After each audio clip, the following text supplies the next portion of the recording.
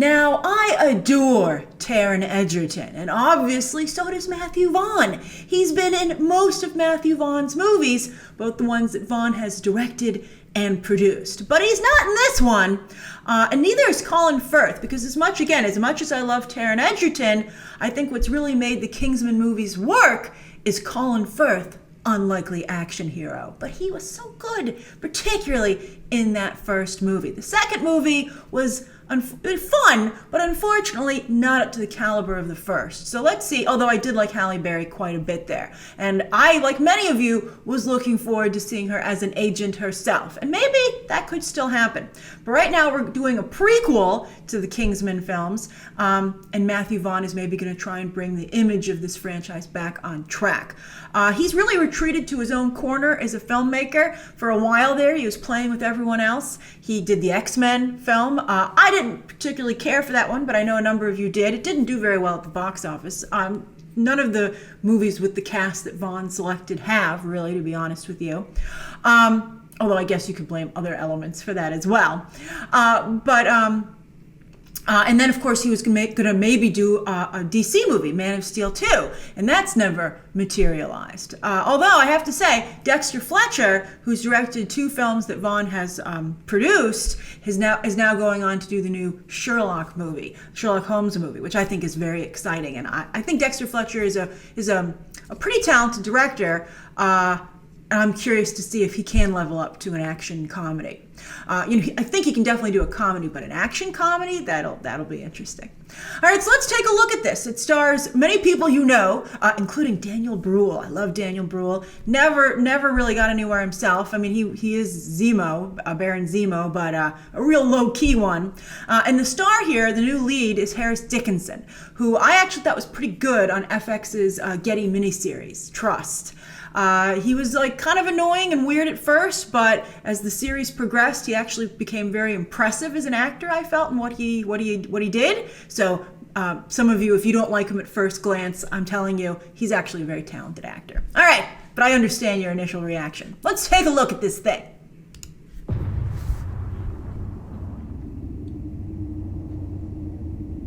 I wouldn't touch No Man's Land after Wonder Woman.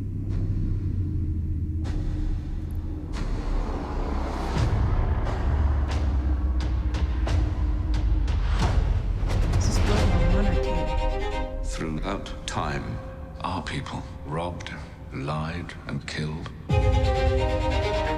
Until one day, we found ourselves noblemen. Is that supposed to be Rasputin? But that nobility never came from chivalry. It's a crazy wig, Rafe. It came from being tough and ruthless.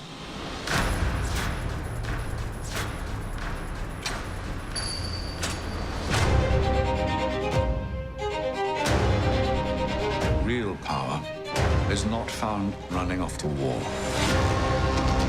Real power lies in understanding who it is you're truly fighting. You see, he looks kind of weird, they right? can be defeated.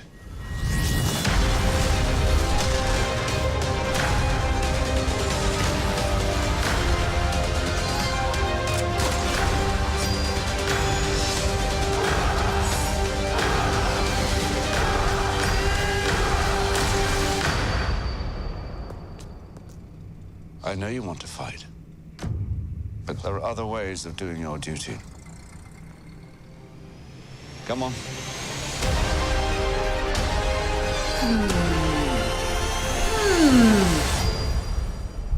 I don't see any awesome umbrella action, to be honest with you. I think that so far Ralph Fiennes and Harris Dickinson are no Colin Firth and Taron Egerton.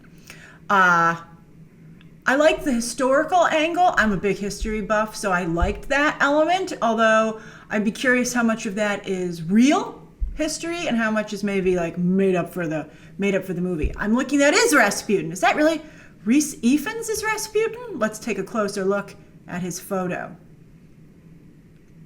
Oh yeah. Kudos to me and you if you know your history well enough to know who Rasputin is. I wonder if he has any magic elements, because this is such a somewhat realistic series. But Rasputin, of course, also from the animated Anastasia, is said to have had some of those elements as well.